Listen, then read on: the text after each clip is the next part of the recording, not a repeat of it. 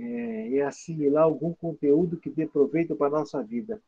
Quando a gente fala assim, assimilar algum conteúdo que dê proveito para a nossa vida, gente do céu, é um inferno. Por quê? Porque quando nós que temos o conhecimento somos chamados à experiência, a gente reprova de ano,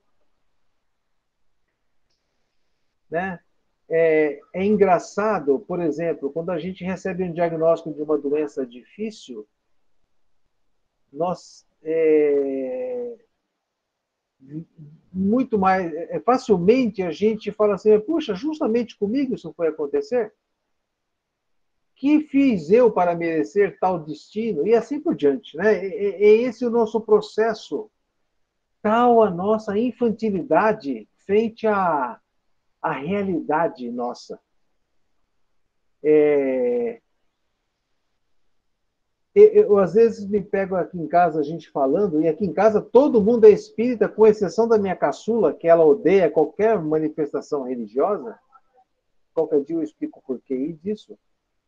Mas, assim, eu às vezes pergunto pro pessoal, então num comentário, eu falo, mas gente, vocês não são espíritas, vocês não vão dar um tempo para esse coitado aí tentar ser melhor, ou vocês vão ficar cobrando uma atitude de quem não tem. Enfim, aquelas coisas que a gente aprende aqui e que na aplicação do dia a dia nos escapa.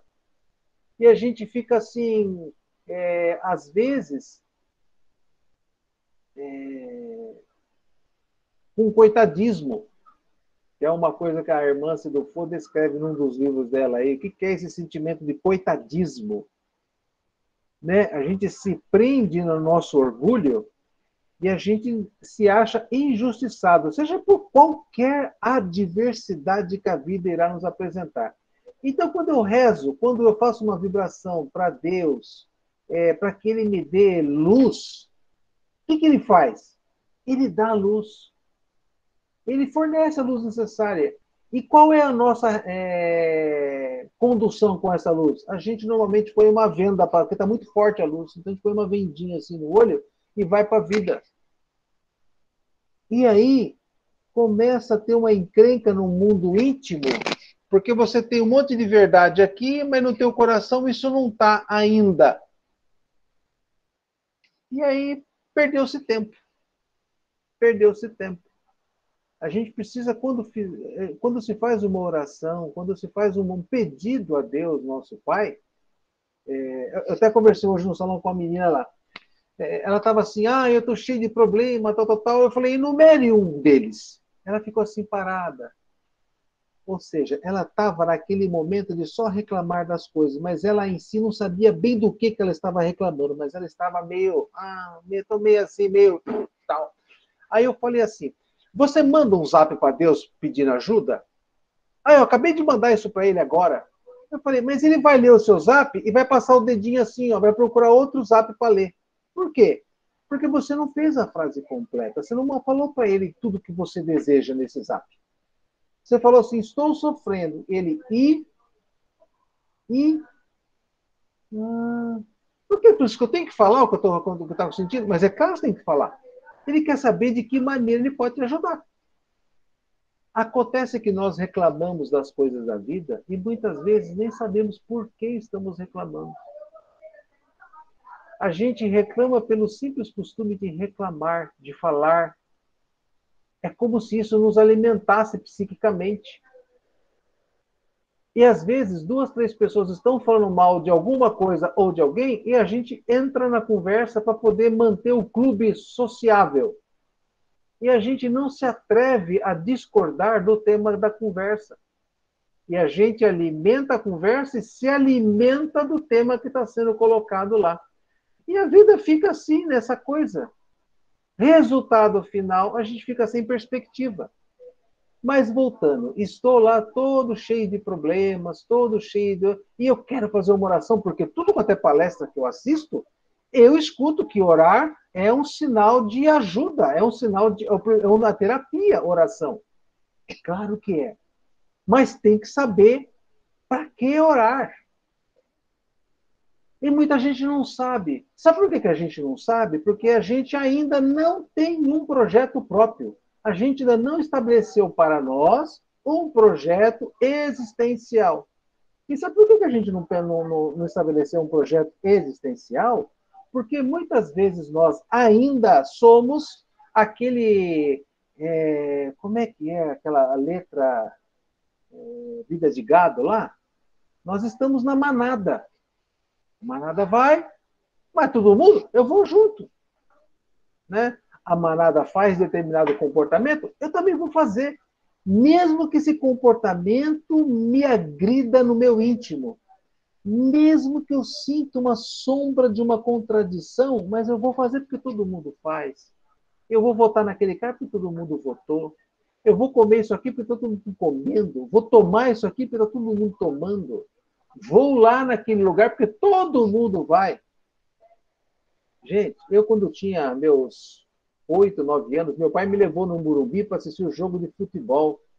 E eu olhava aquele negócio lá de cima, sabe, aquele povo gritando, e aí um saco voando assim. Eu falei, pai, que aquilo lá? É xixi, meu filho, sendo arremessado lá de cima para as pessoas que estão lá embaixo. E eu olhava e falei, que mundo é esse, meu Deus do céu? E meu pai vibrando, e as pessoas vibrando. E eu olhava aquilo, isso aqui não é para mim, não. E esse é o processo. A gente tem que perceber aonde dá e aonde não dá. Mas voltando às nossas queixas, né? Aí eu mando um zap para Deus me ajudar. Deus pergunta, ajuda o quê? Ah, eu não sei. Então ele fala, estabeleça um projeto. Ah, mas para estabelecer um projeto, eu preciso ter uma meta, eu preciso ter um objetivo de vida. Sim, ele vai falar, sim, você precisa. Ah, mas eu preciso saber, então, para que eu sirvo? Eu também acho que você precisa saber para que você serve. Ele vai falar assim, e você também precisa se conhecer. Aí que ferrou. Aí que ferrou. Por quê? Eu acordo de manhã, eu até estava pensando hoje de manhã, enquanto eu cortava minha bananinha, minha laranjinha, minha maçã e meu limãozinho lá para a salada de fruta, né? Muitas pessoas acordam de manhã e já ligam a televisão, ou já ligam o rádio, ou já pegam o celular, botam o YouTube para escutar alguma coisa. Para que serve essas coisas? Tudo bem, são meios de informação. Mas a pessoa, logo de manhã, ela está com o cérebro começando a refletir sobre a vida e a tarefa do dia. Então, ela não quer pensar sobre isso. Ela quer sair. Então, ela liga algo para chamar a atenção do externo. E aí o cérebro fica lá no externo e as mãos fazendo as coisas. E assim ela passa o dia inteiro e ela não pensou no projeto que ela tem que ter na vida, ela não pensou nas metas que ela deve alcançar e nem quais são os problemas que ela deve ultrapassar. E esse processo vai indo. O cara, ele até arruma uma namorada ou um namorado, que é a mesma coisa. O processo é, na sexta-feira vou no salão, me arrumo, passo uma roupinha, não sei o quê, saio com o dito cujo, saio com a dita cuja, me divirto, não sei o que lá, e vou nesse processo mecânico, que todo mundo faz isso, né? E não vou prestando atenção no meu parceiro ou na minha parceira, como ele age, como ele conversa, como ele foi educado, qual é a raiz da família dele, quais são os gostos que ele tem, porque não interessa, o interessa é a balada, é o curtição, é aquele momento, tal, tal, tal. Aí um dos dois loucos fala, vamos casar? Vamos. E não se percebeu, não se, sabe? E nem sabe se faz parte do projeto íntimo nosso. E aí vai para a oração, Deus, eu não sei o que eu fiz para casar com essa pessoa. Deus sabe o que você fez, né? Então, assim, a gente faz oração, vibração, aquilo que eu falei para vocês. Outro dia, o Ivens, lá falando a vibração de uma corrente, vamos vibrar para a melhoria do meio ambiente. Eu parei de vibrar, na hora. Porque para melhorar o meio ambiente, precisa exterminar a humanidade. E eu estou nela, eu não quero ser exterminado. É um processo assim, a gente tem que ter maturidade no que eu vou conversar com meu pai. Como é que eu vou me apresentar para ele? Porque ele vai te ouvir. Só que ele quer uma criatura desperta, ele quer uma criatura que sabe o que quer e sabe para onde está indo. Mas, Francisco, eu nunca pensei sobre isso. Então está na hora de pensar. Porque a nossa vida, com exceção de uma meia dúzia aqui que tem menos de 50 anos, o resto tudo tem. E o que nós vamos fazer dos 50 para frente? E esse pessoal que está começando agora a vida aí, o que eles vão fazer daí para frente? Então, a gente tem que ter um projeto existencial na linha material e na linha espiritual.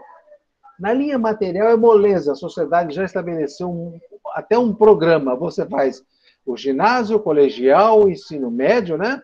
Faz o vestibulinho, faz uma faculdade, faz um doutorado, não sei o que lá, e pronto, vai trabalhar.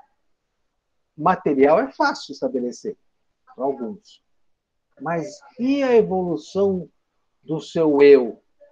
Conhecer quais são as limitações que você tem como um ser vivente e encarnado num corpo de carne. Você é uma pessoa feliz? Você é uma pessoa satisfeita? Você é uma pessoa que tem amargura? Você é uma pessoa que se dá bem com todo mundo? Você é uma pessoa que está sempre arrumando encrenca? Você é uma pessoa agradecida pelo que as pessoas fazem à sua volta? Então você tem que se analisar em todas essas facetas e ver, assim, ó, se você se apresentar perante a espiritualidade maior, não vou nem falar Jesus, tá? Perante a espiritualidade maior, o teu currículo vai ter quais observações? Então, quando eu estabeleço metas materiais e metas espirituais, aí eu vou conversar com Deus e falar, papai do céu, ó, o negócio aqui não tá bom. Tem isso, tem aquilo na minha vida, tal. Sabe por quê? Lá no Evangelho, de novo eu vou repetir aquela estrutura, aquela história. Quando se reuniu aquele povo lá no Sermão do Monte, que chegou a hora de ir embora, os discípulos falaram, mestre, nós precisamos dispersar esse montão de gente. Jesus falou, mas eles precisam comer. E ele, sabedor de tudo, pergunta, o que vocês têm aí para a gente dar de comida para esse pessoal? Esse cara tá louco, nós só temos aqui 3 peixes e 5 pães. Então ele pega esse processo e multiplica e distribui. Mas aí, quem lê isso aí fala, nossa, milagre da multiplicação. Conversa mole. O que Jesus quis fazer é o seguinte, ele resolve, mas a partir do que você apresenta para ele como entrada. Você quer financiar uma casa? Você quer comprar uma casa? Quanto é que você tem de entrada? Ah, eu não tenho nada. Então vai te catar, vai trabalhar e junta um dinheiro, depois você vem aqui fazer um financiamento. Você tem que ter uma entrada. 10%, 20%. Eu tenho que ter um movimento espiritual em direção ao que eu desejo. Você tem 5% para dar de entrada no seu projeto pessoal, então a espiritualidade entra com 95% e financia. Mas ele precisa que você tenha esse projeto existencial, ele precisa que você tenha esse conhecimento do que você é, para que você, na hora de rezar, na hora de vibrar, na hora de orar, tenha lá o nome que você quiser para essa conversa com a espiritualidade, você se apresente com algo nas mãos. Não como uma criança chorando, não como um coitado que é vítima do mundo cruel, pedindo ajuda. Talvez até ajuda tenha. Ajuda tenha. Para quê? Para que você entenda que é necessário você passar por todo esse processo de autoconhecimento, de programar-se um objetivo, para depois ser ajudado, tipo assim, receber uma mão que vai te empurrar para frente. Apenas isso. Tá certo? Então é isso. Na aula passada, nós estamos vendo o quem, Diego? Você que deve ser um rapaz que deve ter anotado onde eu parei. Deixa eu ver. A gente terminou de falar do capítulo 2, da parte 2 do Livro dos Espíritos. Então nós vamos falar hoje de morte. Sim, a gente vai para o capítulo 3. Esse capítulo é muito bom, porque todo mundo que está vivo quer saber como é que vai morrer, né? Ah, justiça divina, hein? Justiça, como é que eu vou morrer, Senhor? Eu tenho um livro que eu não acho esse desgramado, já faz uns 2, 3 anos que eu li. Ele é muito interessante, porque ele é a narrativa de uma excursão de 2 espíritos e mais um mentor que vão nos velórios de vários indivíduos de N religiões diferentes, de N profissões diferentes e vários perfis diferentes.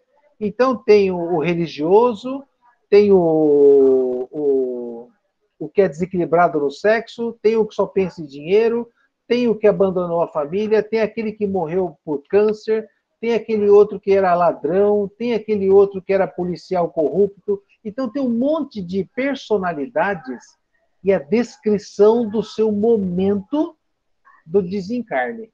Tá? Em que estado essas pessoas e como é que se deu o desenlace do corpo para o espírito, ou seja, o desenlace do espírito em relação ao corpo que fica.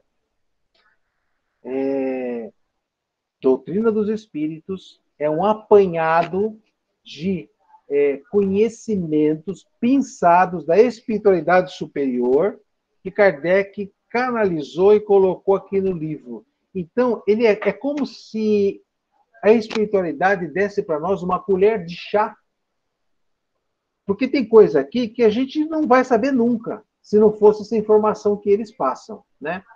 E a gente percebe assim, quando nós vamos a um velório com algum amigo que é médium vidente, muitas das coisas que nós vamos perceber nesse texto, alguns falam, olha, esse camarada já não está mais aqui, ele já foi retirado do corpo. Às vezes fala assim, olha, ele está tendo uma luta terrível para se despojar do corpo, para se libertar do corpo. Ou seja, às vezes fala assim, no terceiro caso, esse camarada está assim numa nuvem de ilusão do estado que ele se encontra, ele não se percebeu morto ainda. Enfim, o que nós vamos perceber aqui no texto é o que vale para a grande maioria, com algumas com algumas tonalidades diferentes, mas a essência é o que está rolando aqui no texto, tá bom? Alguém leu? Neto, Fala. Neto, antes de tudo, gostaria só de falar um negócio. Fala. Olha que negócio, olha que engraçado.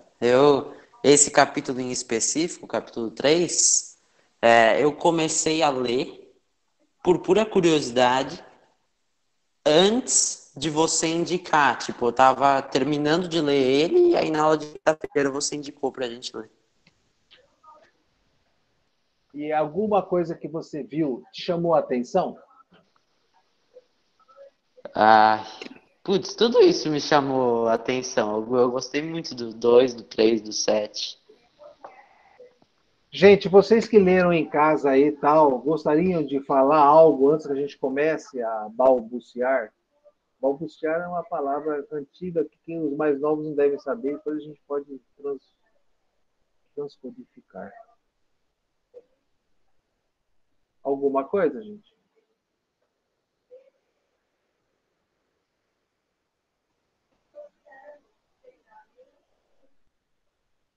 Vocês viram aquele vídeo que eu mandei, o Desencarne de Dimas? Que é uma dramatização. Eu vou mandar de novo no grupo nosso. É uma dramatização que um grupo teatral fez de uma passagem do livro, se eu não me engano, Obreiros da Luz, aonde André Luiz, a nível de estudante, vai acompanhar o desenlace de um indivíduo que tinha tido uma vida regular, tranquila, serena, comprometido com a sua conduta, com a ética, tal, tal, tal. Então, mostra o desencarne desse camarada aí. Tem até alguns efeitos visuais bem próximos da realidade. Então, eu gostaria que vocês, num momento aí, daqui para a próxima aula, assistissem, para terem uma ideia, tá? O da encarnação também é bem bonito. Também é bem legal. Também é bem legal. A leitura ela é mais cheia de detalhes, viu? É mais rica em detalhes. É claro, tudo que é escrito é mais fácil, né? Agora, você montar uma cena e tentar representar ela beira mais fiel do texto é meio complexo mesmo, né? Então, vamos lá. Pergunta 149. Em que se torna a alma no instante da morte? volta a ser espírito, quer dizer, retorna ao mundo dos espíritos, que deixou momentaneamente. Tudo bem? Olha que interessante a palavra momentaneamente. Nós estamos aqui encarnados e a nossa vida parece que é um inferno que dura longe, né? 30, 40, 50, 100, 120 anos. Não é isso? Quem está dando a resposta para Kardec está a níveis superiores na erraticidade. Não são nem espíritos que estão logo após nosso meio físico. São espíritos de luz. É um povo que está assim, lá para cima. São chamados espíritos bons, tá? Um pessoal bem desenvolvido. Olha o que eles falam. Volta ao mundo dos espíritos que deixou momentaneamente. Então, da ótica do espírito para a Terra, essa encarnação com o cara a cara fica aqui até 120 anos, para o espírito, é um flash de luz. Por quê, gente? Porque a vida do espírito é uma vida eterna, ela nunca vai ter fim, tá? Então, assim, nós estamos encarnados aqui, nós estamos encaixadinhos em nossos corpos. A gente fala assim, a gente tem o instinto da conservação desse conjunto, né? E esse instinto da conservação nos faz, às vezes, ter uma percepção de que a nossa vida, a nossa realidade... Tudo bem, Marcelo? A nossa vida, a nossa realidade é essa aqui. E quando chega o médico falar para você assim, escuta, meu amigo, vou deixar sua família entrar, porque você está nas últimas, você fala, meu senhor, últimas de quê, moço? Últimas nessa, né? Porque, olha a resposta, volta a ser espírito, quer dizer, retorna ao mundo dos espíritos que deixou momentaneamente. Tá? Então, essa é a resposta a 149. E aí nós temos...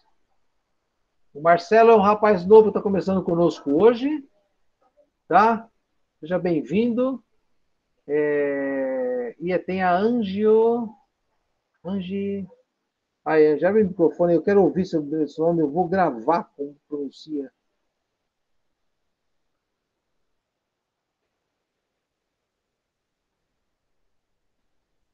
Acho que ela não ouviu.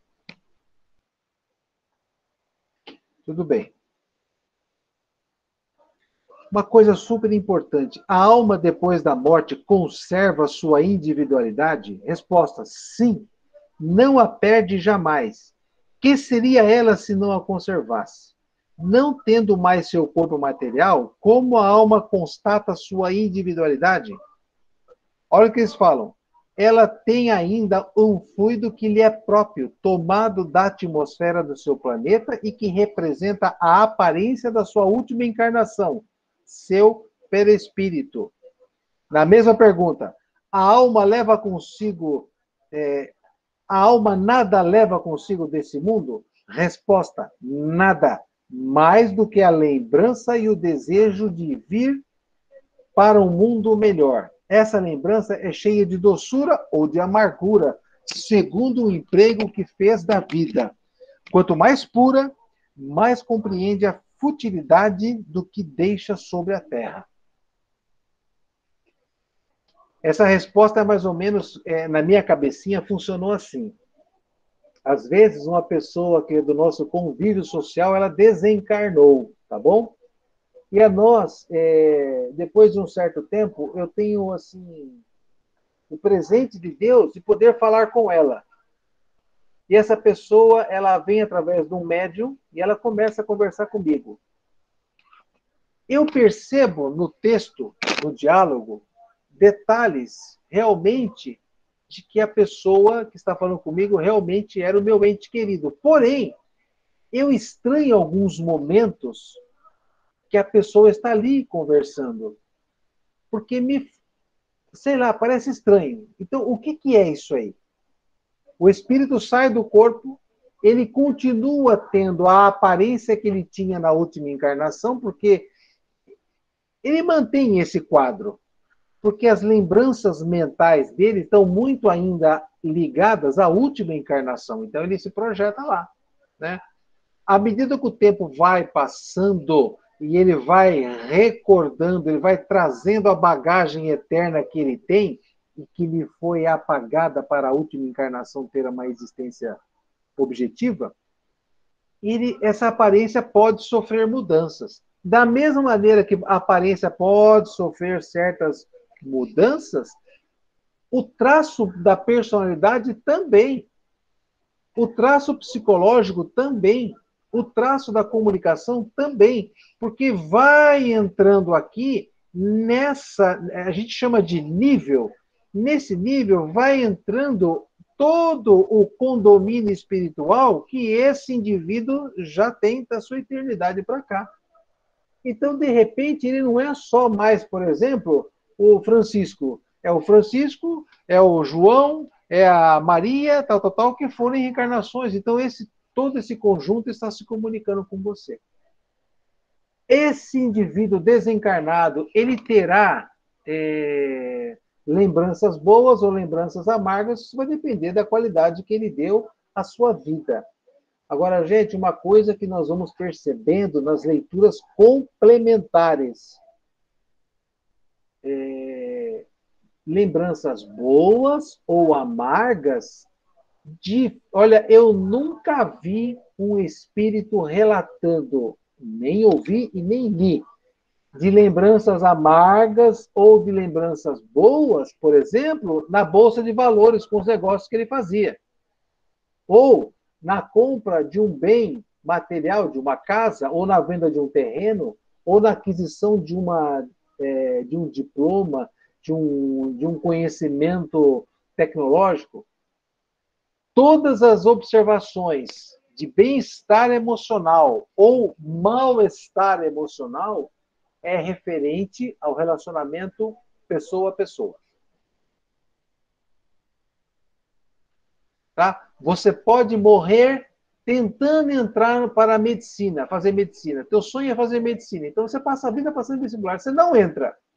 Tá tudo bem. Você não vai para a reticidade como um ser frustrado.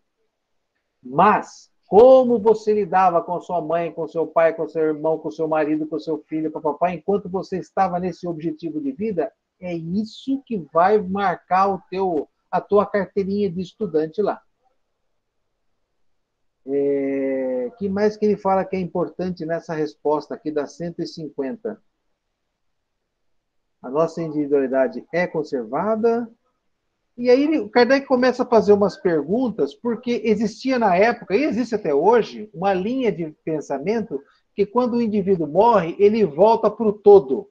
Né? É como se fosse... Kardec até usa uma ilustração para simbolizar esse pensamento, é como se fosse uma gota de água que vai do rio para o oceano, e ela se mistura no oceano. E Kardec fala a respeito dessa teoria, ele contradiz o seguinte, porque de todas as comunicações que nós temos, a respeito, por exemplo, de um único assunto que ele fazia, né, ele questionava a espiritualidade, por exemplo, ele pegava lá um pedacinho do Evangelho e ele queria saber uma interpretação daquela passagem ou daquele versículo. Ele mandava 50 cartas para os centros espíritas, para o pessoal que mexia com espiritualismo na época, por toda a Europa. E vinham as respostas. Então, Kardec fala assim, se os textos fossem idênticos, simbolizava realmente uma única fonte, né? Mas você percebe que os níveis intelectuais das respostas, a cultura que envolvia cada resposta, demonstra claramente que os indivíduos mantêm o seu caráter, a sua personalidade depois de desencarnados. Tá? Através de entrevistas. Quem foi você? O que você fez na Terra? Onde você morou? O que aconteceu com você? Quais foram os seus projetos que deram certo? Tá? Então, os indivíduos davam os testemunhos e era feita uma checagem desses dados. E todos patiam. Quer dizer, o indivíduo, ele desencarna, ele mantém a sua individualidade. Então, nós levamos para o outro lado da vida os nossos amores, ou as nossas vivências, relacionamentos emocionais. E esse que é o processo. Tá certo? O que mais que a gente pode comentar sobre até a 153? Ele faz uma pergunta assim: em que sentido você deve entender a vida eterna? Questão 153. É a vida do espírito que é eterna. A do corpo é transitória e passageira. Quando o corpo morre, a alma retorna à vida eterna. Então, os espíritos estão martelando na nossa cabeça e nos preparando para o nosso desapego.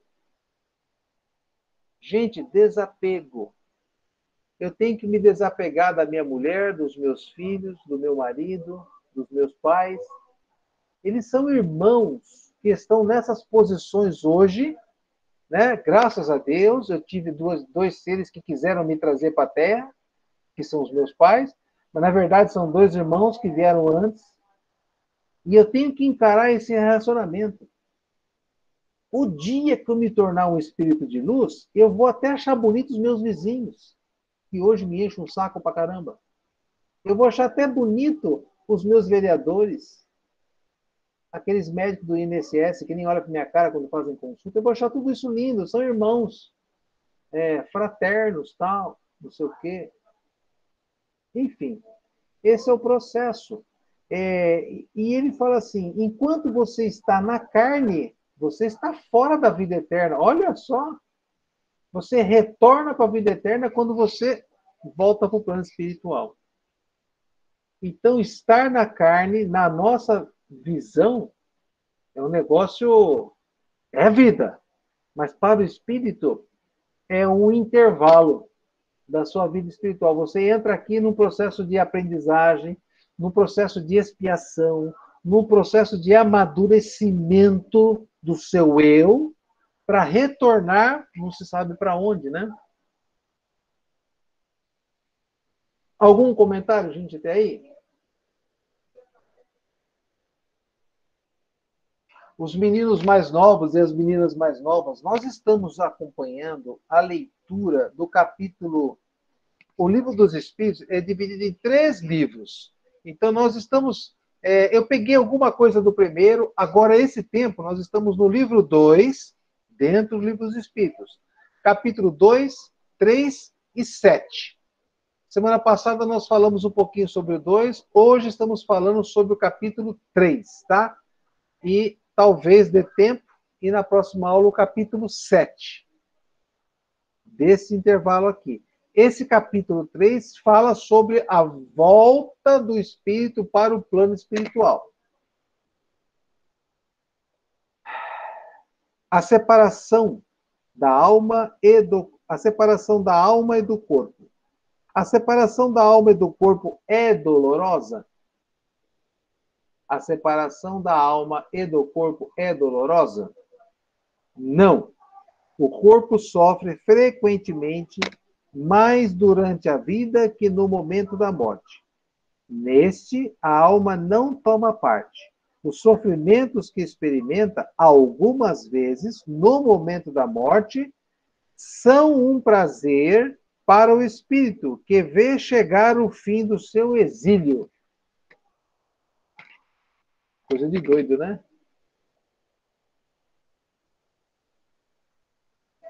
Existem alguns textos no Evangelho segundo o Espiritismo que ele fala assim, ó, enquanto vocês estão presos aí, olha, a espiritualidade lá de cima, ela usa algumas expressões que eu acho que é para não nos deixar muito chocados, né?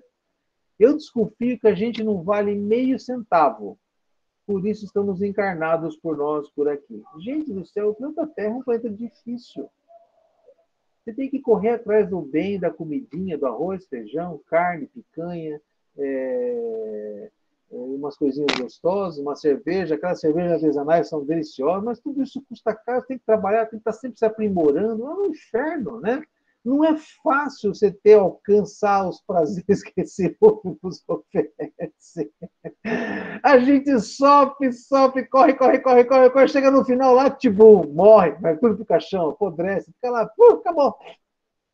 Meu, então você quando olha do prisma do encarnado, é um negócio assim que, sabe, é por isso que tem esse tipo de informação, é por isso que Cristo encarnou, porque o negócio aqui não é fácil. Né? Tocar o métier para frente exige um pedigree danado de cada um de nós. E não adianta querer descer do barco. Se você, eu sou rebelde, vou descer, não quero saber nada disso. Tudo bem. Você pode ser andarilho, você pode se matar, se suicidar, não sei o que lá, o problema é seu. Mas você vai ter que reparar tudo e vai ter que continuar, porque você vai ficar que nem aquele cachorrinho que cai da carroça e fica correndo atrás. Esse é o processo, não tem escapatória. Porque nós só vamos atingir um lugar melhor depois que a gente aprender tudo que a Terra nos oferece.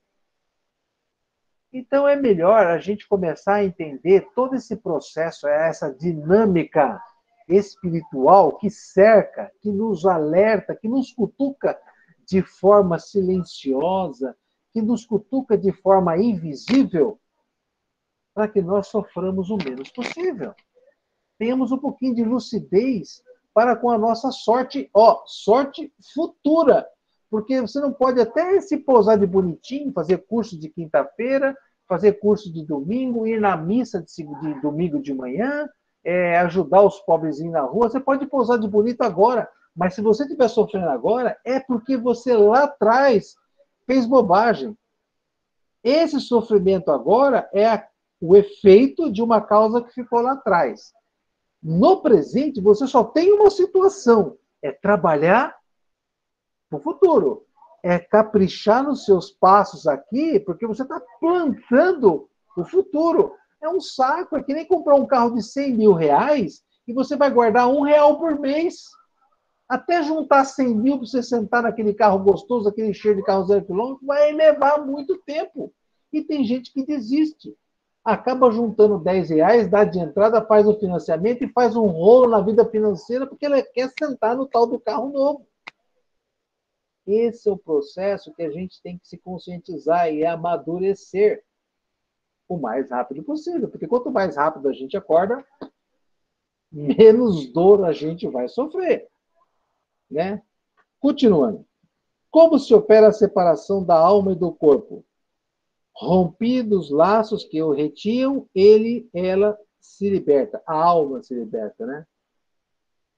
Então, quando o espermatozoide se junta com o óvulo, nesse sistema, que eu acho que é o nome de zigoto, que tem isso, o pessoal que está fazendo isso, graças a Deus, zigoto, o espírito, ele é conectado através de laços fluídicos. Então, ele fica aqui conectado ao óvulo, laços energéticos, né? Esse óvulo vai se multiplicando, vai se multiplicando. Esse espírito que sofreu um encolhimento para a hora da gestação e do nascimento, ele também vai caminhando e desabrochando, tal, e cada vez mais ele vai drenando informação para essa divisão celular aqui, ele vai coordenando, né, a funcionabilidade dos sistemas que esse zigoto vai se desenvolvendo, tal, até chegar o momento do seu nascimento. A hora que chega o momento do nascimento, ele é agarrado pelo corpo, ele fica lá, esses laços ficam desde a ponta da cabeça até a pontinha do pé, tudo conectado, célula a célula. Cada célula ligada ao célula do perispírito. Fica tudo ligado.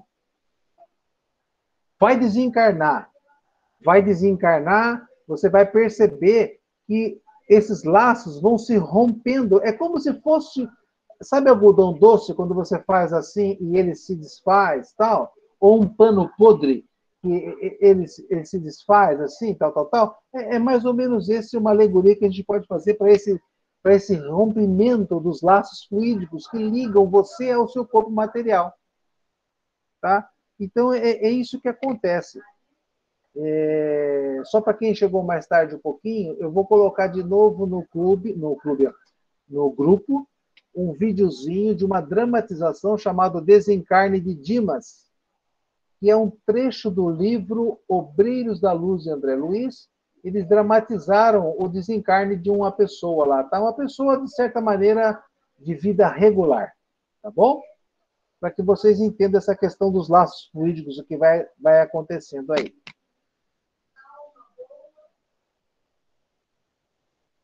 A separação se opera instantaneamente e por uma transição brusca. Há uma linha de demarcação bem nítida entre a vida e a morte? Resposta: não. A alma se liberta gradualmente e não escapa como um pássaro cativo que ganha subitamente a liberdade. Esses dois estados se tocam e se confundem, assim como o espírito se libera pouco a pouco de seus laços. Os laços se desatam, não se quebram. E aí Kardec faz um comentário sobre a resposta, tá? O que eu achei interessante está num parágrafo, lá no meio do comentáriozinho dele, tem um pedaço que começa assim, ó, tá na primeira, segunda, terceira, quarta, quinta, sexta linha.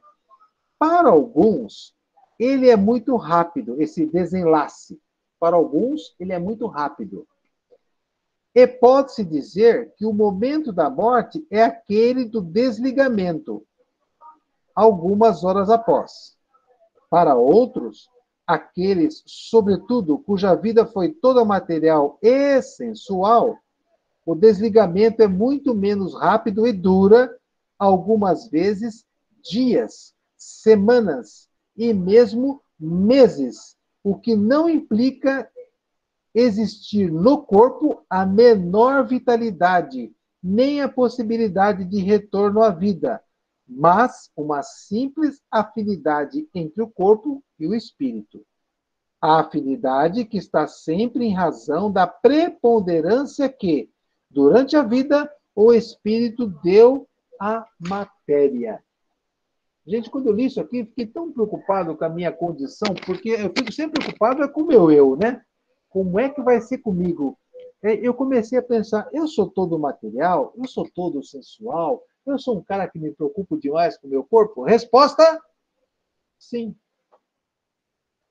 Então, a gente precisa, quando tem essa... Eu, pelo menos, tive essa observação, isso foi alguns anos atrás. Aí eu comecei a tentar mudar um pouquinho o tônus da cabeça. Não sei se eu consegui. Mas, assim, você já pensou você desencarnar e você gosta tanto do seu corpo, você gastou tanto dinheiro com plástica, com remedinho, com creme. Creme da Avon, então você ficou devendo uns 4 potinhos para a menina que vende a revistinha do Avon lá. Não deu tempo de pagar tudo, nem de usar também. E você está lá decompondo e acompanhando a decomposição do seu corpo. É um negócio meio sério, né? A gente percebe assim, o sofrimento do desencarnante está muito ligado realmente aos valores que ele conseguiu trabalhar em seu coração. Se ele é uma pessoa realmente materialista, vai ser complicado. Vai ser complicado. Essa é a informação que nós estamos recebendo aqui, tá? Como tem gente que desencarna assim, que é uma belezinha. Uma belezinha. A gente até fala assim, morreu feito passarinho. Diga. Que é a Raquel, na verdade, tem pergunta. Oi. Fala, Raquel. Oi. Quando você falou que aí demora um tempo, né? A pessoa... Eu não, tá aqui no texto. A pessoa tem, tipo, ou o espírito tem alguma consciência de que o corpo está se decompondo e você está preso ali, assim? Tipo, como... Existe algum depoimento desse processo?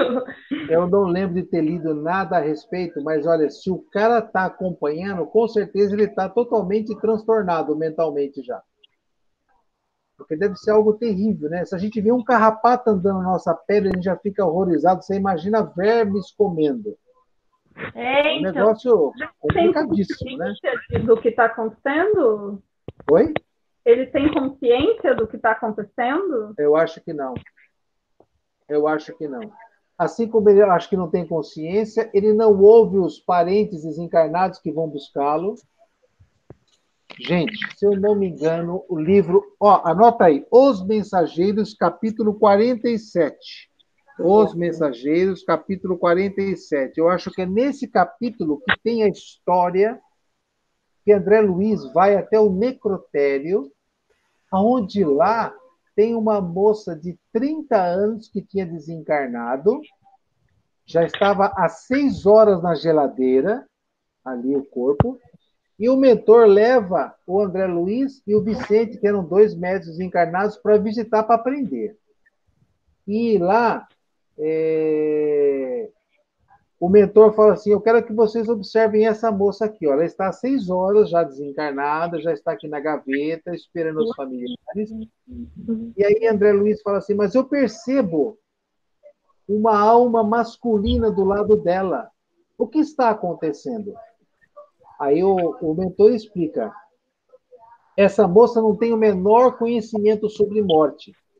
Ela fecha os olhos com força, porque ela não quer ver ao lado o espírito do noivo que já desencarnou, antes dela, e que ele veio buscá-la. E ela se nega terminantemente a ir. Aí o mentor fala assim, eu vou ajudar essa moça, né? Então o mentor se transveste de médico, vai até ela e dá um toque no ombro dela, ela abre o olho, ela vê uma pessoa de médico e fala, doutor, graças a Deus o senhor veio me atender. Ela, por quê? O que está acontecendo? O senhor não sabe, eu tenho tido uns pesadelos absurdos.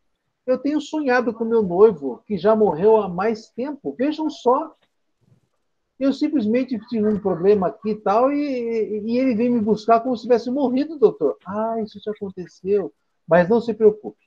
Eu vou te adormecer agora, que você está em tratamento, em terapia, né? E você vai ser conduzida para um quarto, ele vai separá-la do corpo. Você vai ser conduzida pelos nossos enfermeiros para um quarto, e depois de lá nós vamos te ajudar a se restabelecer. Tudo bem? Tudo bem. Tá, mas ela sabia que ela tinha morrido? Não, ela achou que Eu ela... não sabia, não tinha a menor noção. Gente, às vezes, na desobsessão, chega a assistido lá, que a gente põe um médio põe um assistido na corrente, aí tem lá um espírito acompanhando o assistido, a gente põe esse espírito no médio, e o espírito pergunta, o que eu estou fazendo aqui? Aí a gente começa, mas por quê? O que está acontecendo com você? Eu não sei, eu tive uma dor de cabeça e agora eu estou aqui conversando com gente estranha. O cara teve um derrame e nem sabia que desencarnou. O outro assim, eu não sei, eu tinha uma cirurgia marcada, eu entrei para os exames, eu estou aqui agora, não sei o que está acontecendo, não estou vendo ninguém que eu conheça. Mas a pessoa seria autista. Ah, eu acho que eu morri, hein, pessoal. Pois é. Pois é. Ou a pessoa... O espírito... Mas é um problema do espírito que não quer se desvincular do corpo? Tudo isso. Ou...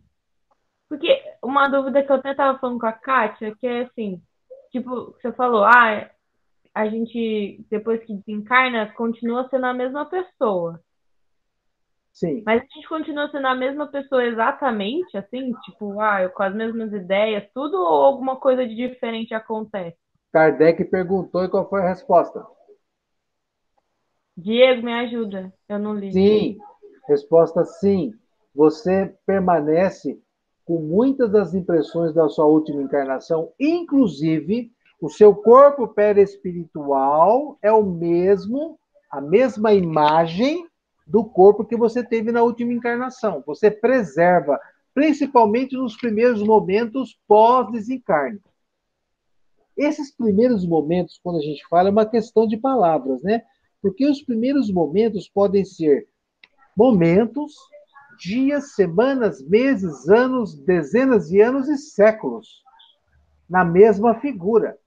Tudo vai depender se a sua existência foi uma existência proveitosa você foi um espírito amoroso, você teve uma maturidade espiritual, então você vai logo, logo, você vai recuperar sua bagagem espiritual, você vai se rever inteiro, não só essa fatia que estava encarnada, e a partir dali você vai decidir o que você vai ser e como Então, você vai se apresentar no mundo espiritual. Essa é uma uma hipótese. essa era a minha dúvida, porque aí tudo que já aconteceu nas outras encarnações fica armazenado aonde exatamente, assim? No campo mental perispiritual.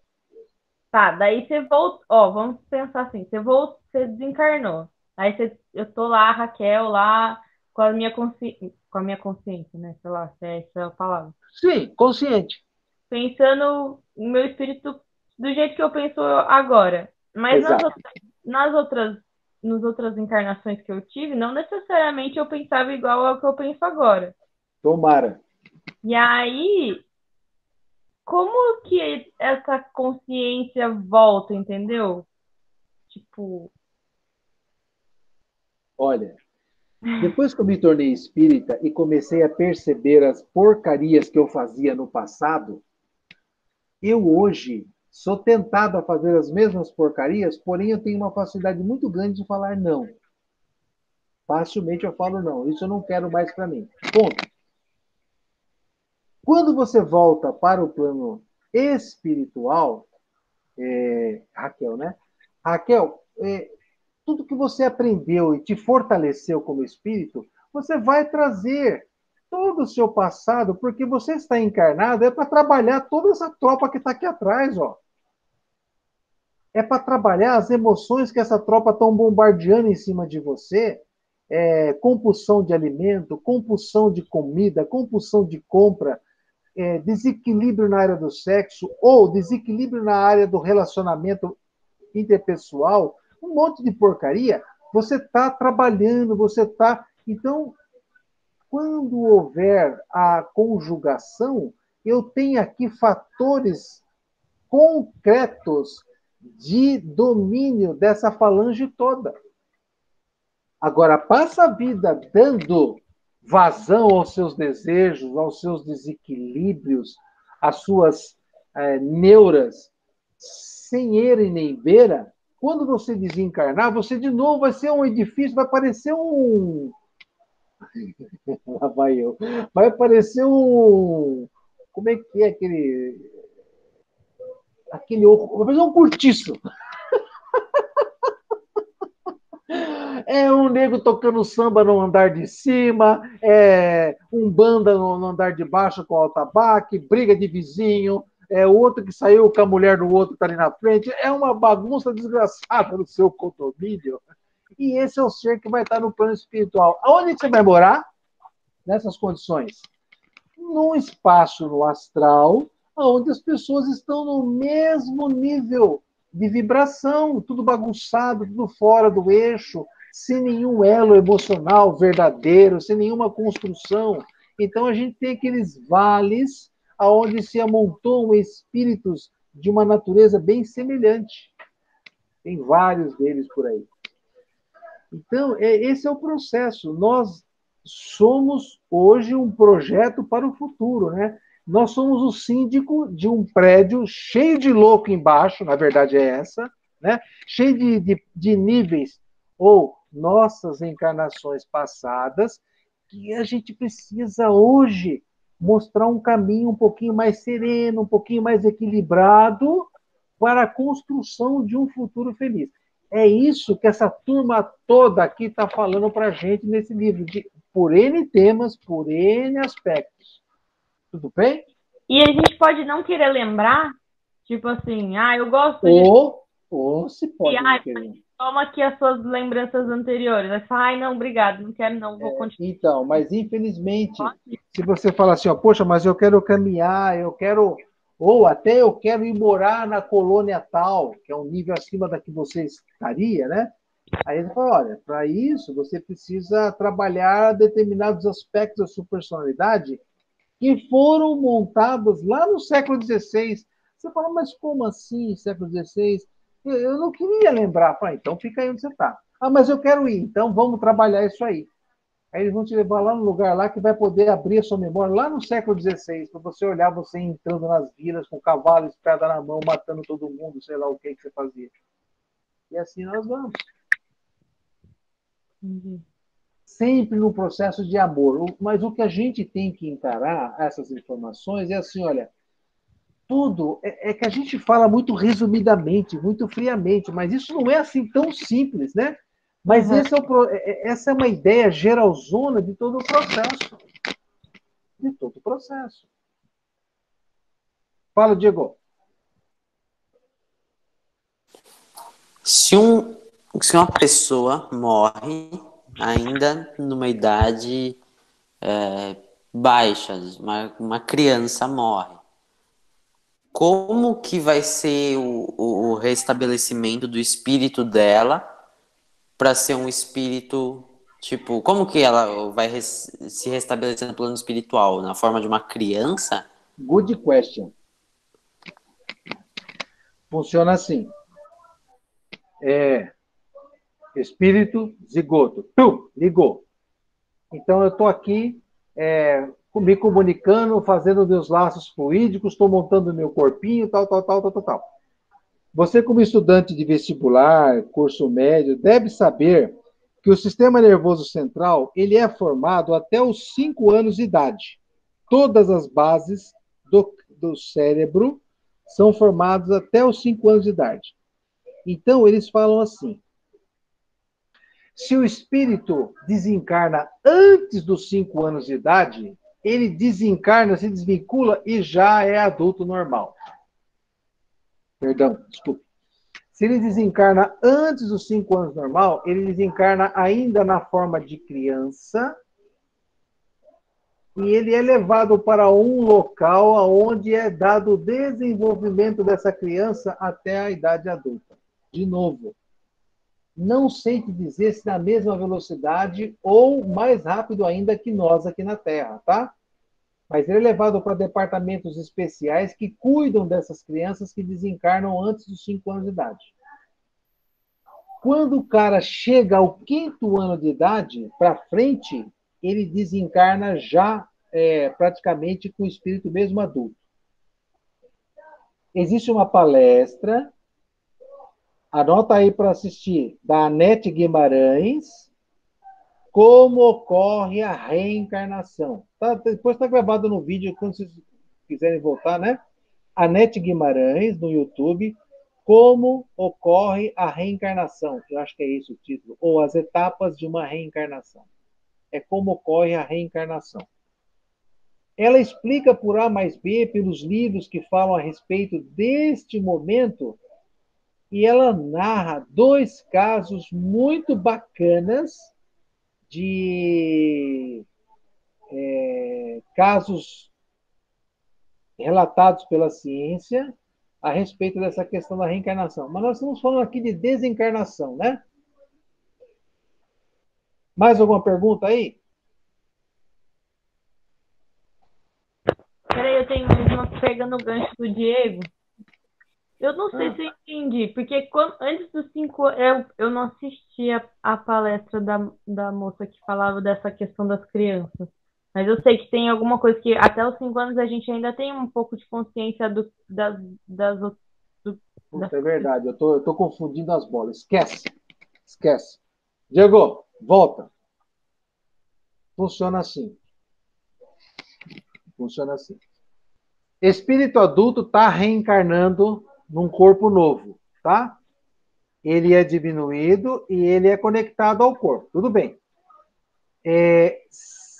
Isso aqui vai juntando e o corpo físico vai reproduzindo as suas células, montando os seus tecidos, sistemas e o organismo. E o perispírito desse espírito reencarnante vai conectando aqui, ó. Tá. Até os 5 anos de idade, se ocorrer a separação, ele volta para o hospital como adulto. Pumba, é verdade. Por quê? Não é raro, presta atenção, não é raro você conversar com uma criança de 3, 4 anos e ela falar de coisas que ela não teve acesso ainda como conhecimento. Eu vou até relatar e vou antecipar um pouquinho dessa coisa que a Nete Guimarães fala lá. É o caso de uma criança de 3 anos, e isso foi em Nova York, se eu não me engano. Uma criança, filho de italianos, e essa criança, um rapazinho extremamente normal, ele adorava brincar com coisas de bombeiro. O quarto todo dele era decorado com coisas de bombeiro.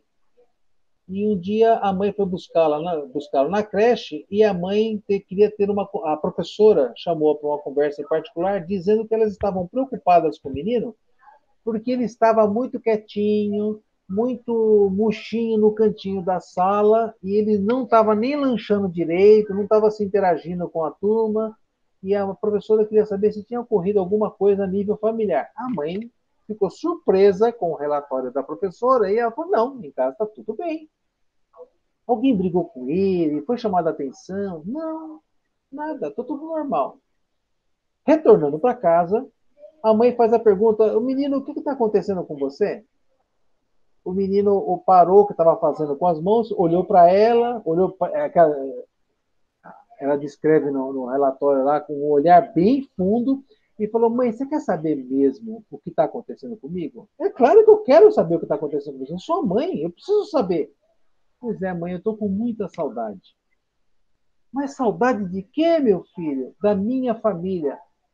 Não, eu sou sua mãe. Nós somos sua família, não, mãe. Eu estou com saudade da minha esposa e dos meus filhos. Como assim? Ah, mãe, eu estou com saudade da minha mulher e dos meus filhos. Mas que mulher, que filho? Ah, o que eu tenho lá, que mora na rua tal, não sei o que lá. Eu fui bombeiro, mãe. Eu vim para cá porque eu era bombeiro. Olha só.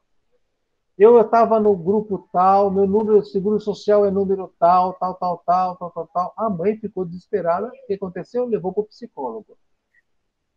A psicóloga, depois de muito trabalho com essa criança, decidiu que ela não tinha conseguido nenhum resultado positivo, fazer o tal do choque de realidade. Pegou os dados da tal da viúva, foi atrás da viúva, foi atrás do quartel, tal, tal, tal, e começou a constatar que tudo que o moleque falava tinha sido verdadeiro. E a única coisa que faltava para fechar o processo todo era a viúva. Então, ela colocou, a psicóloga colocou sistematicamente a criança sentada na parede de trás por onde abrisse a porta, e a viúva topou fazer um trabalho com essa criança para ajudar essa criança. Foi até uma reunião no consultório. A viúva entrou, sentou e ela perguntou: mas cadê a criança? Aí a psicóloga apontou para o fundo da sala. Quando a mulher virou, a criança falou: olá, meu bem, tudo bem com você? Quanto tempo que eu não te vejo? Nossa, você imagina o clima. Essa mulher: mas você, quem é você? Tal, tal, tal. Olha, eu sou fulano. Não, você está de brincadeira, né? Aí os dois se sentaram e começaram a conversar. Aí a psicóloga, a viúva falou: olha, eu não sei o que está acontecendo, mas esse rapazinho, ele sabe até de sinais íntimos que eu tenho em mim, coisa que só meu marido sabia. A psicóloga ficou xarope da vida, ficou desnorteada, porque ela nunca tinha encontrado, nunca tinha se deparado com uma situação daquela, a não ser ter ouvido que um colega de trabalho em uma outra cidade tinha sofrido o mesmo processo terapêutico com uma outra criança, e ela pediu um conselho. Ele falou assim: olha, minha senhora, eu não sei bem o que acontece, a gente não tem nada catalogado no nosso estudo. A única coisa que eu sei é que com 5 anos tudo isso desaparece. Tudo isso desaparece. Antes dos 5 anos, se desconectar o espírito do corpo, ele volta e é o adulto que era. Depois dos 5 anos que se completa a formação da caixa encefálica do sistema nervoso central, tudo é apagado e o espírito é definitivamente conectado a esse corpo que está em desenvolvimento. Se ele desencarnar a partir dos 5, ele desencarna como ele está, 5, 6, 7, e é levado para o plano espiritual, onde ele vai retornar à fase adulta. Agora sim. Tanto Neto, que...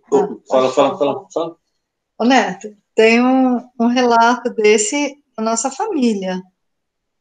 A Thaís teve com 2 para 3 anos de idade, teve uma lembrança, né, de uma situação, e quando eu era criança, a Thaís é minha filha,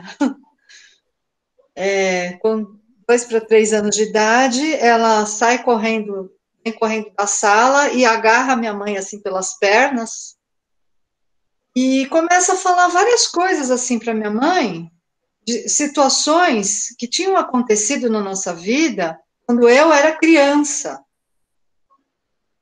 Quando a Kátia era bebê, a Kátia, minha irmã, e deu detalhes, assim, da situação, sabe? E falou, inclusive, que ela tinha muita ligação com a nossa avó,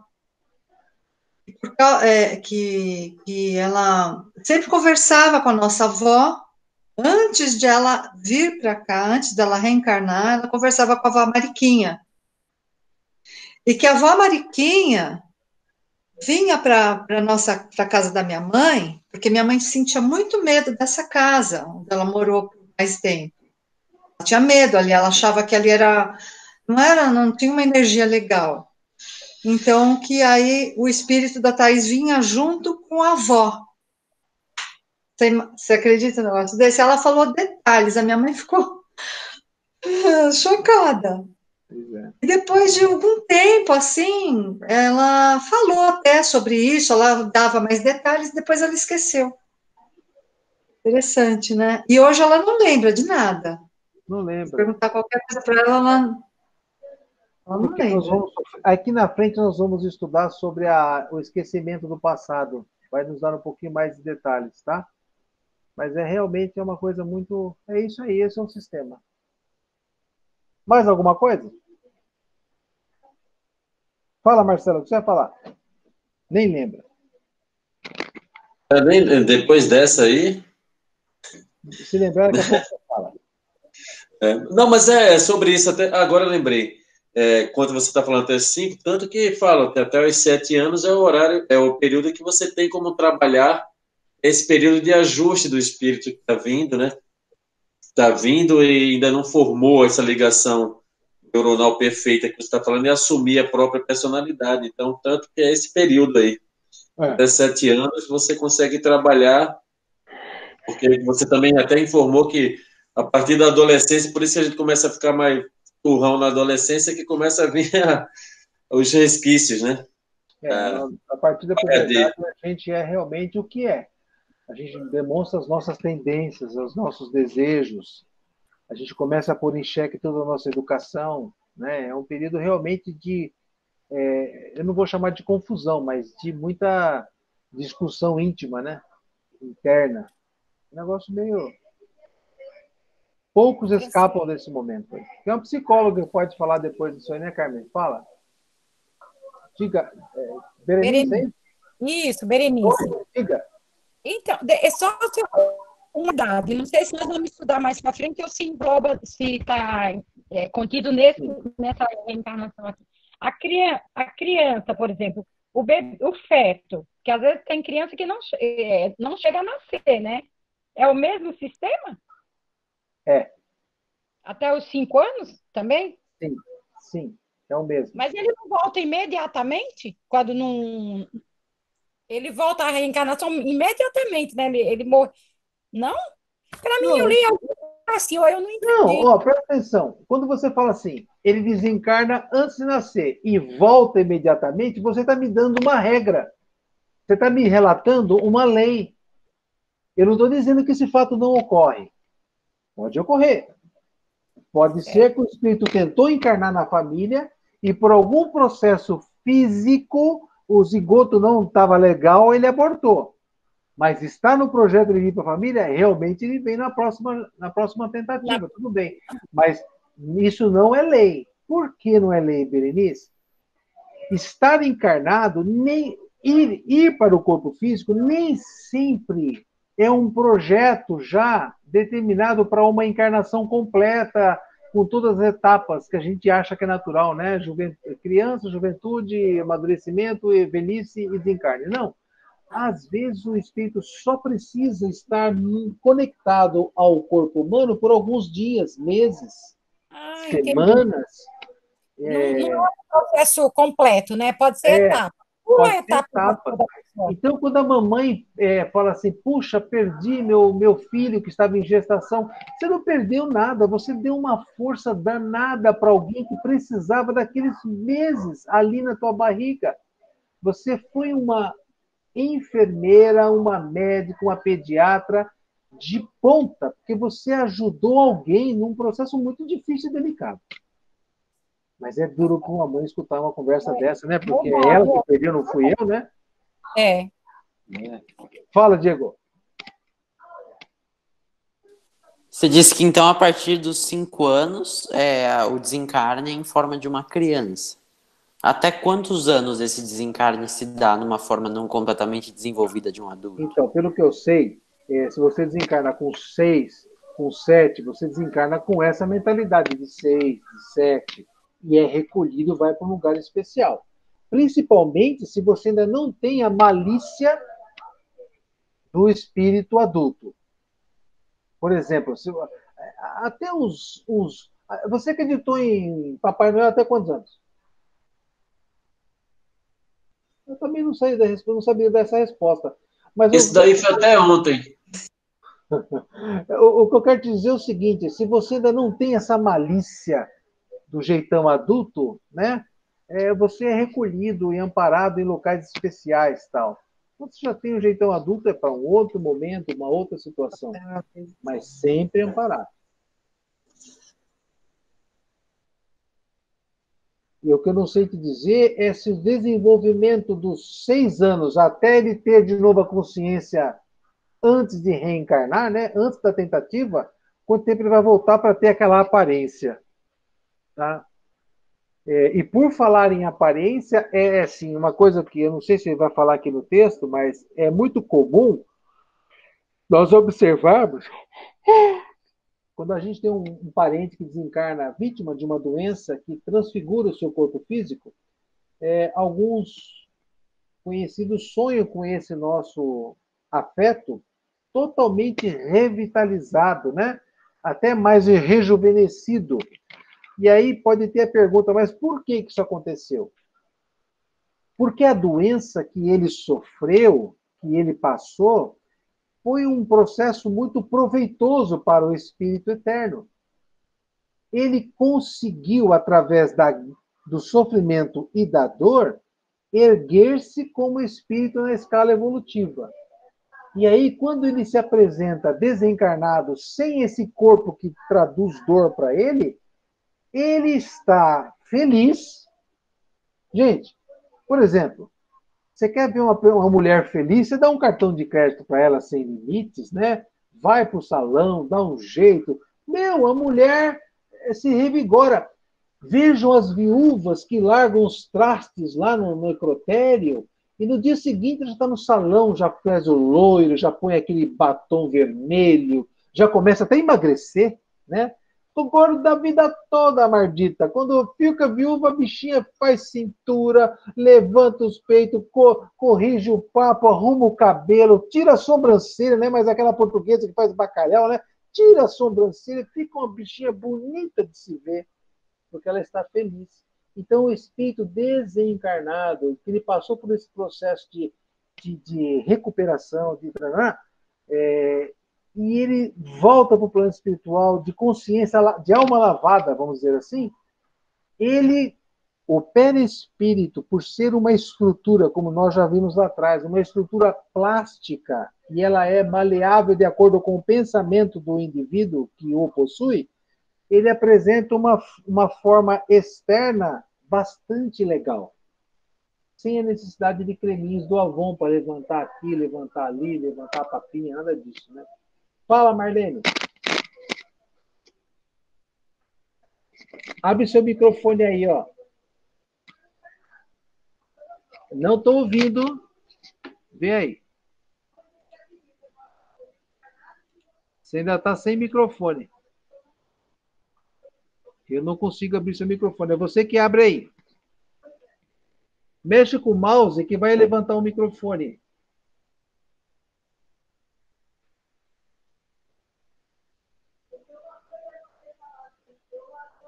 Não estou te ouvindo, Marlene. Quer mandar no zap? Manda a pergunta aqui no zap que eu escuto aqui.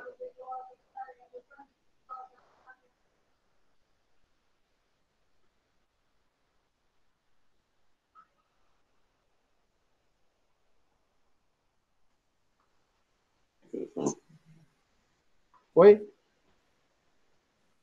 Conseguiu? Ô, Francisco, só falando que dá para mandar a pergunta aqui, ó. Do lado da onde está o grupo, tem a caixa de mensagem, igual o Marcelo mandou. Tá, e a pergunta do Marcelo foi para onde? Eu vi que ele mandou. Deixa eu ver se eu abro aqui. Alguma coisa.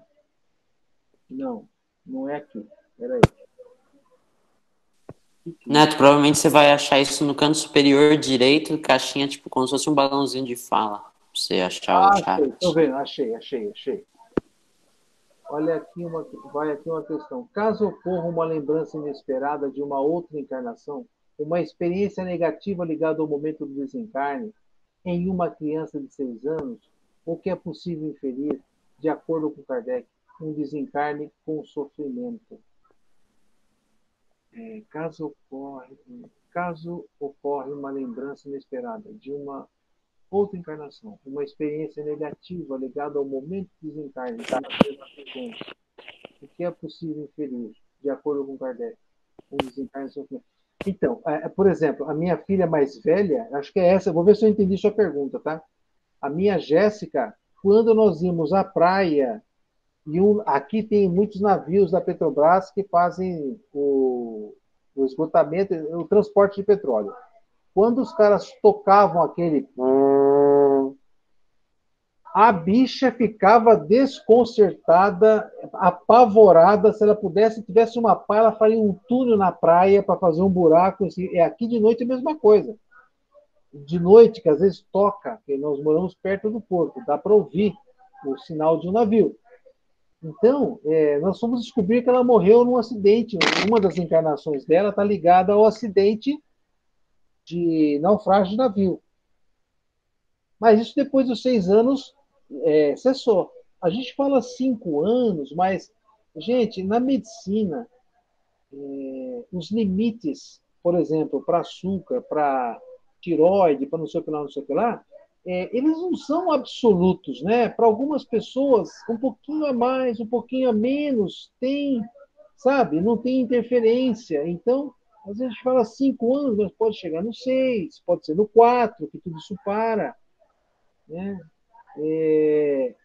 Em casos muito agudos, nós fazemos um tratamento espiritual conjugado com um amparo psicológico. O pai, Marcelo, deve levar a filha ou filho a uma consulta com a psicóloga para que ela faça aí uma observação, verifique realmente os fundamentos desse pânico que está se demonstrando com a criança, né? E, conjuntamente, a gente faz um exame espiritual para ver se existe alguma encrenca gravada. Sabe por quê, gente? Existem algumas coisas que ocorrem na nossa vida enquanto nós estamos encarnados, que são janelas, que a gente fala assim, janelas espirituais. Como se processa a encarnação para... depois a gente faz isso aí. Às vezes, você está de frente de uma situação difícil, e essa situação, os espíritos falam assim, elas abrem uma janela com o teu passado, e aquela situação que essa janela abriu mostra coisas muito semelhantes às emoções que você está vivendo aqui, mas que lá atrás foram um desastre total. E aí emerge para o consciente essas emoções desequilibrantes, então viram fuar na vida do encarnado. Às vezes você se casa, está lá com o seu parceiro, com a sua parceira, de repente uma situação da vida faz você recordar algo desse parceiro, algo negativo. E, de repente, aquela bruta paixão, aquela coisa linda que você adorava, até quando estava fazendo cocô no banheiro, De repente ele começa a se tornar uma pessoa asquerosa, do nada. E você fala, mas por que isso está acontecendo? Se no fato nada houve para que eu começasse a ter esses sentimentos contraditórios em relação a ele. Hipóteses. Pode muito bem ser um obsessor dele, que não tem acesso a ele, mas tem acesso a você, então está te fazendo você ir contra ele. Hipótese. Hipótese 2. Como todo casamento na Terra, recentemente, 98% são casamentos de expiações, você pode ter recordado emoções, recordados efeitos de um processo difícil que você teve com esse cara, ou com essa pessoa, com essa mulher, e agora vocês estão juntos. Aí vai entrar todo aquele processo de perdão, tal. Enfim, as nossas mentes espirituais, elas ficam fechadas, mas não lacradas. Determinadas coisas podem pulsar, principalmente aquelas que ainda temos necessidade de serem consertadas. Pode não vir para o consciente, mas vem em forma de emoções, de sentimentos desconexos que você precisa se policiar. Mas o que eu faço com uma coisa que eu não sei de onde vem? Seja amor, seja paciência, seja tolerância, seja cristão naqueles princípios que Jesus veio te ensinar, porque é para isso que serve a encarnação. Não é para você ficar tentando ver através de cartas, que alguém ponha cartas para você, o que está acontecendo com o que aconteceu com a minha vida passada, onde eu fui rei, onde eu fui rainha, porque todo mundo que quer ver o passado quer ver onde foi rei, onde foi rainha, onde foi cavaleiro, nobre, tal, né? Ninguém quer se ver descalço numa plantação de cana-de-açúcar aqui no Brasil no século XVI. Ninguém quer se ver. Mas esse é o processo, né? Então é isso. Tem umas perguntas aqui. Deixa eu ver. Marlene, como se dá o processo da reencarnação para os que sofrem um aborto? É difícil, porque eles, poxa, para se preparar para a encarnação, eu acho que o próximo capítulo é voltando à vida, ao corpo de carne, né? Acho que esse é o nosso próximo capítulo. Mas a gente pode antecipar o seguinte, vai depender muito do estado psicológico do espírito que perdeu o corpo. Vai estar muito ligado ao estado psicológico, a toda a história desse espírito. Tudo isso aí vai entrar na balança para ver como é que ele pode, se já pode retornar, se é necessário, se está na história dele, se não está, enfim. É mais ou menos isso. Que mais, hein, gente? Onde é que eu parei? Onde é que a gente pode ir? Eu achei interessante isso aqui, ó, a separação definitiva do corpo, da alma e do corpo pode ocorrer antes da cessação completa da vida orgânica. O coração está batendo. Resposta. Algumas vezes, na agonia, a alma já deixou o corpo e não há mais que a vida orgânica. O homem não tem mais consciência de si mesmo e, entretanto, lhe resta ainda um sopro de vida. O corpo é uma máquina que o coração movimenta. Existe enquanto o coração faz circular o sangue nas veias. E para isso não necessita da alma. Fluido vital. Fluido vital é aquela gasolina de que o espírito que vai reencarnar, ele tem o perispírito, ele precisa se conectar a esse corpo que está se formando. Ele vai dar uma energia que a gente vai chamar de fluido vital para esse zigoto, fazer todo o processo de separação, que é coordenado pelo DNA, pelo RNA. Mas a energia, a ordem, vem de uma coisa chamada fluido vital, que nós vamos estudar lá na frente, tá? Quando a gente for estudar sobre magnetismo, passe, esse tipo de coisa.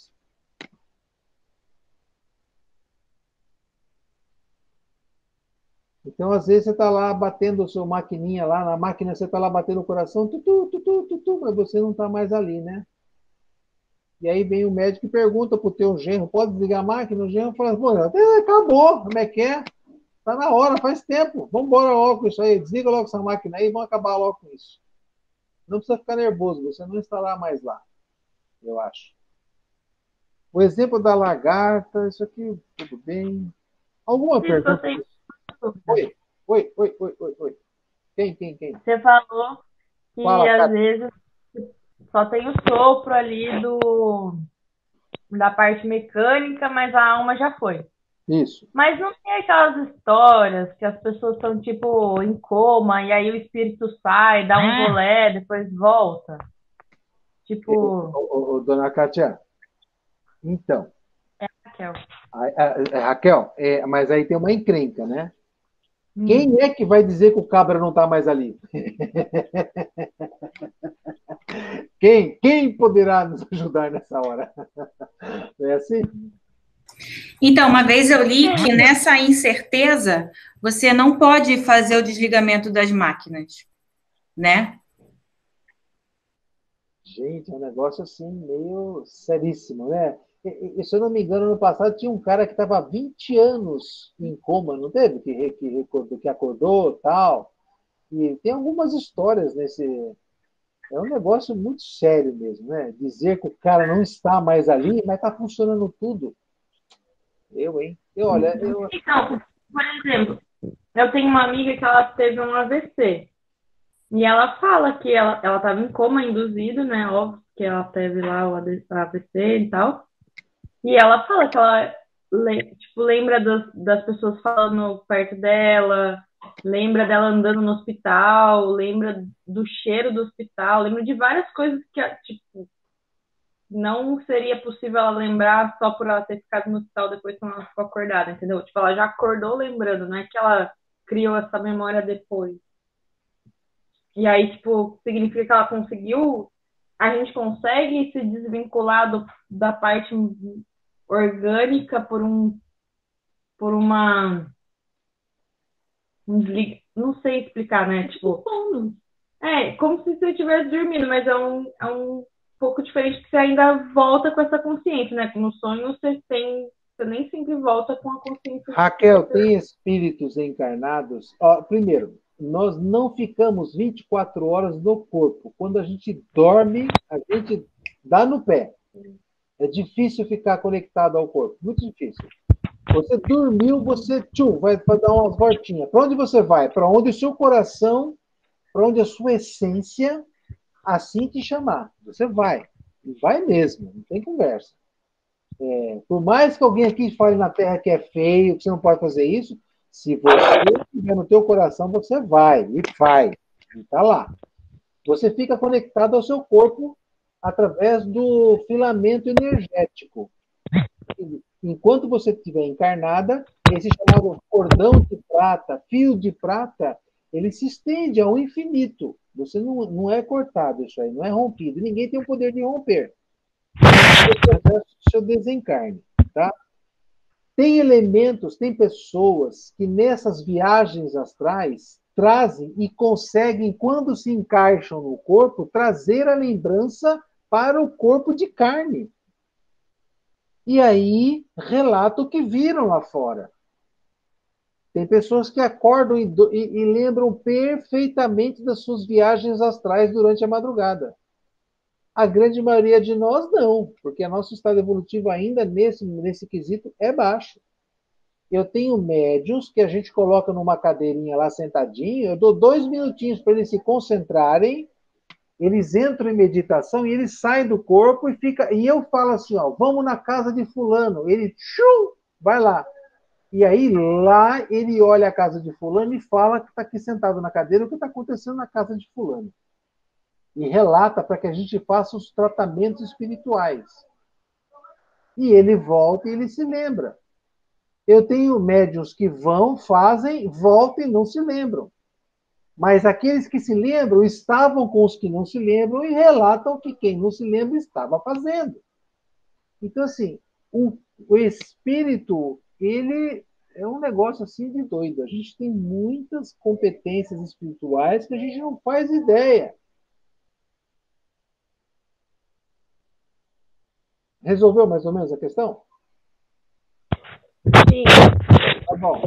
É que nem aquelas pessoas que meditam e também conseguem sair e tal, e ir para outros lugares. É mais ou menos essa ideia também, não é?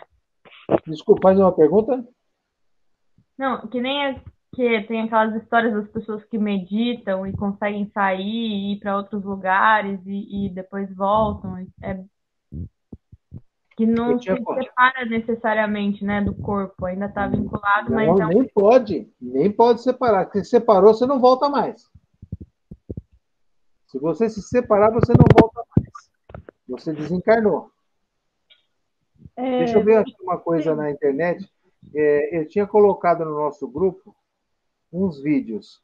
Aí o besta aqui decidiu limpar o celular. Os vídeos que eu tinha aqui também foram pro beleléu. Mas eu vou ver se eu acho um que chama Viagens Astrais, que ilustra bastante essa questão do espírito e as suas desconexões com o corpo de carne e para onde ele vai, tá bom? Uhum. Agora, Fala. tem uma pergunta. Nessa discussão aí do negócio do coma, e que você falou que às vezes pode ter o desligamento do espírito antes do corpo parar de funcionar. Isso pode acontecer por muito tempo, tipo, nessas questões de alguém que entra em coma, o espírito pode ter se desligado e o corpo ficar ali funcionando por anos? Não sei te dizer, acho que não. Ó, a palavra é acho. O que eu sei é que fica por um tempo. Agora, esse tempo é curto. É curto. Por quê? Porque, na verdade, eu tenho ali, quando você nasce, você ganha, por exemplo, 50 litros de fluido vital para você viver 30 anos, tá? E no final do seu 30º ano aqui, você vai desencarnar num acidente de carro. Já está programado o seu acidente de carro. Não que isso vá realmente acontecer. Pode acontecer fatores aqui que isso pode mudar, tá? Não existe o determinismo. Mas então, se você teve um acidente de carro, entrou num processo de coma e teve parada cerebral, né? Então, você já foi embora, mas o teu corpo está lá batendo na máquina. Teoricamente, essa máquina vai manter seu corpo trabalhando por mais 1, 2, 3 horas, 2, 3, 4 dias. Não vai ser um processo muito longo, não, porque a tua gasolina também não era para 30 anos, 40, aliás, não era para 31, 32 anos, era só para 30 anos. Mas enquanto tiver fluido vital. Se por acaso é um acidente não premeditado, não sei. Desculpa, não peguei a conversa. Se foi, por exemplo, um acidente que não estava planejado, né? Digamos assim. Não sei se isso pode acontecer também. Pode, claro. Vai numa boate, enche o canecão e sai dirigindo. Daí ele teria o combustível, né? Mas ele toma e aí... ficaria preso, ficaria ligado ao corpo, dificilmente os laços se romperiam, né? E aí ele é uma situação triste, porque ele vai ficar lá 10, 15 anos queimando esse fluido vital até acabar. Mas eu tenho uma dúvida. Mas você pode desistir? Tipo assim, você tá lá em coma e aí você fala, você ainda não era programado, tipo, você ainda tem fluido vital para viver, mas você fala, não quero mais, tipo... Eu não sei te responder com certeza isso, mas a minha lógica diz que não pode desistir nesse momento. Não? Porque você não tem Ele não suicida, mesmo o cara suicida que se mata, ele fica preso ao corpo se decompondo até acabar o fluido vital. É um negócio difícil, gente. É um negócio complexo. Você fica ali preso aos despojos enquanto você tem o seu fluido vital. E você fica revivendo o momento do suicídio. Por exemplo, se você tinha que viver mais 10 anos, você vai ficar vivendo aquele ciclo cíclico do momento do disparo, do engolimento do veneno, de se jogar em frente ao carro, de se jogar na piscina, se afogando e voltando, se afogando e voltando, até acabar o seu processo, o seu ciclo. Mas isso tudo acontece aqui assim, o espírito continua por aqui na Terra ou ele vai para o umbral, alguma coisa? Ele vai para uma região que ele tiver necessidade. Não necessariamente no umbral, ele pode ficar num lugar sozinho. Lembra aquele filme Amor Além da Vida? Lembra a ilusão que aquela moça vivia? Que ela achava que ela estava num lugar assim maravilhoso? E quando ela é despertada, ela vê onde é que ela estava? É um negócio mais ou menos isso. Gente, veja só, o nosso Pai Celestial, ele nos criou. Nós não éramos um nada. E aí, nós, através de um... Diz o Haroldo Dutra, eu nunca estudei isso a fundo, mas ele fala que nós levamos 1 bilhão e 500 milhões de anos para atingirmos essa maturidade que hoje nós estamos tendo aqui conversando. 1 bilhão e 500 milhões de anos.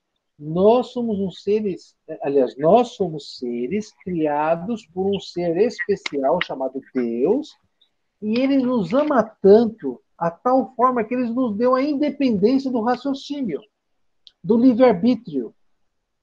Porém, ele nos deu também a responsabilidade sobre ele. Então, todos os nossos atos, ele fala assim, meu amigo, você pode fazer o que você bem entender, mas o resultado é com você. Então, mas eu tenho uma dúvida em relação a isso.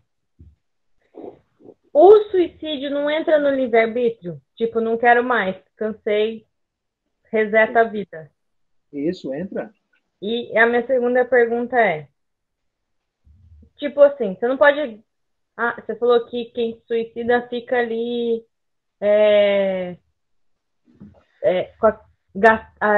lá até gastar todo o fluido vital.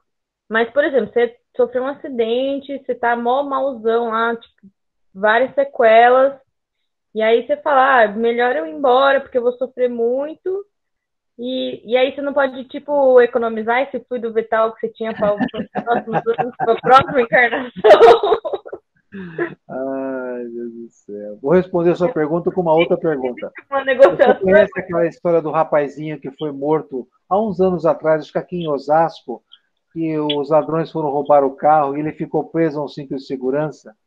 E ele foi arrastado, acho que por 1,5 km, depois morreu. Lembra dessa história aí? Você viu o resultado da carta psicografada que ele mandou para os pais? Não. Pois é. Ele, na Idade Média, aliás, lá no início de Roma ainda, ele era um tipo tenente de uma província de Roma. E a diversão que ele proporcionava aos munícipes romanos daquela região era todas as tardes de domingo, eles pegavam alguns escravos e amarravam nas bigas e soltavam esses cavalos correndo pela vila com os escravos, principalmente os fujões e os rebeldes, amarrados pela perna.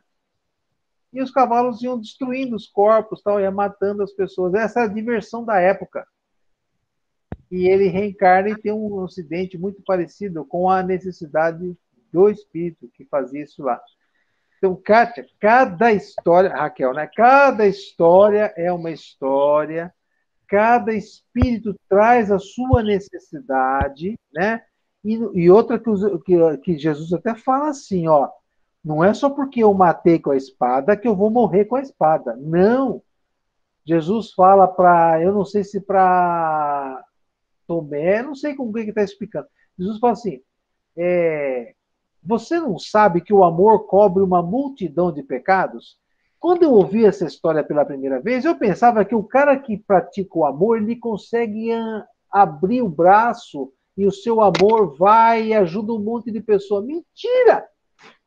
O amor, a caridade, cobre uma multidão de pecados que eu cometi. Então, se eu tenho um procedimento na minha reencarnação, é um procedimento extremamente proveitoso a nível ético. Eu não estou falando religioso, não, hein? Eu estou falando proveitoso a nível ético. Eu sou um sujeito que participo, que colaboro. Eu não sou aquela pessoa azeda, eu não sou aquela pessoa intriguenta, eu não sou aquela pessoa maliciosa, aquele mentiroso, aquela pessoa que destrói a vida alheia para se completar. Não, eu sou um ser ético. Eu estou num processo de crescimento e fazendo tudo que está à minha volta crescer com o meu esforço, com o meu amor, com a minha caridade. Então, Jesus fala assim, quando o sujeito está engatado nessa, o que está lá atrás, fica lá atrás. É um negócio incrível, né? Então a gente precisa entender a misericórdia do nosso Pai. Porque a gente fala assim, puta, minha vida está ruim porque eu sou um azarado.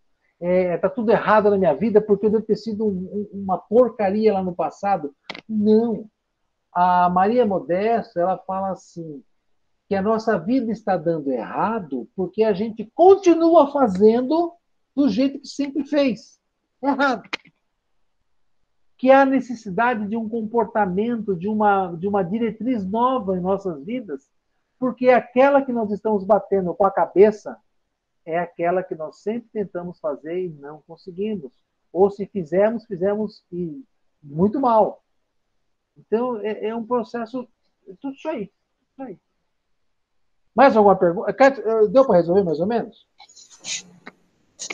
Mais alguma pergunta? Neto, assim, só para ajudar nessa coisa do obedecer, né? Se você está dizendo que a gente, nesse estágio, passando por todas essas... Se a gente está no melhor da humanidade e a gente ainda vê tudo isso que a gente vê aí, imagina para trás, né? A gente participou disso tudinho aí. E que, como o Haroldo falou, a gente tem 1,5 bilhão. Só a Terra tem 4 bilhões e está indo para 4, tem 4,3 a 4,5. E Jesus é o governador dela, ele já era espírito puro há 5 bilhões de anos atrás. Então, por que a gente vai teimar com um cara desse? É isso? Então, a gente é consciência, quem é um mestre, quem é um discípulo. É isso que os orientais... Ele fala, para chegar ao Pai, é só através de mim. Tem gente que fala que é através de mim, quer passar por cima dele. Não, não. É absorvendo o conhecimento que ele já acumulou e que ele distribui para todo aquele que quer. Né? Ele veio para a Terra, ele não veio para a Terra para curar leproso, fazer cego ver, nada disso. Ele veio para o campo das ideias, ele veio para que nós renovemos a nossa consciência, trabalhemos as nossas emoções. Para quê? Para que nós tenhamos um resultado para nós mesmos. Para nós mesmos. Ele fala, eu vim para que você tenha vida e vida em abundância. Agora, nós temos vida em abundância? Fala a verdade, gente. Não. Nós temos um processo de muita luta, de muita batalha, num mundo muito complexo, onde hoje nós não temos mais uma bomba, nós temos um vírus que não tem corpo. A gente não enxerga o desgraçado. Então, é um negócio assim complicadíssimo. Por quê? Nós somos complicados, né? Mesmo a gente com todo o conhecimento espiritual que temos, quanta encrenca que a gente arruma no dia a dia. Quanta encrenca. Meu Deus do céu. Então, enfim, não é fácil. E mesmo assim continuamos egoístas, né? Você vê que os países mais ricos, já que você está falando no vírus, é que estão pegando todas as doses, porque eu vou garantir o meu. Mas eu acho que estão certos. Se eu tivesse dinheiro também. Eu tenho amigo que falou, vamos mudar para a Rússia, vamos comprar uma vacina lá. Né? Marcelo, essa é a lei desse planeta. E nós temos que nos engajar nessa lei. Porque essa lei impulsiona. Eu vou te falar, se eu não tivesse boleto para pagar, eu estava dormindo o dia inteiro. Porque eu tenho em mim uma preguiça lascada. Né? O que me impulsiona são as minhas necessidades.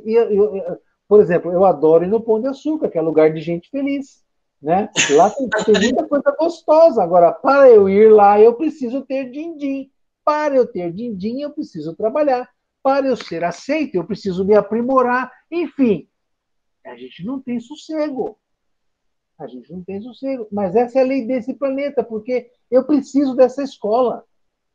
Porque eu preciso dessa escola. A minha natureza ainda necessita. O dia que eu não precisar mais, eu vou morar num lugarzinho um pouquinho melhor. Mas, por enquanto... Eu concordo com você. Porque, infelizmente, para mim, é engraçado quando a gente vê esse negócio de pluralidade dos mundos, é justamente isso.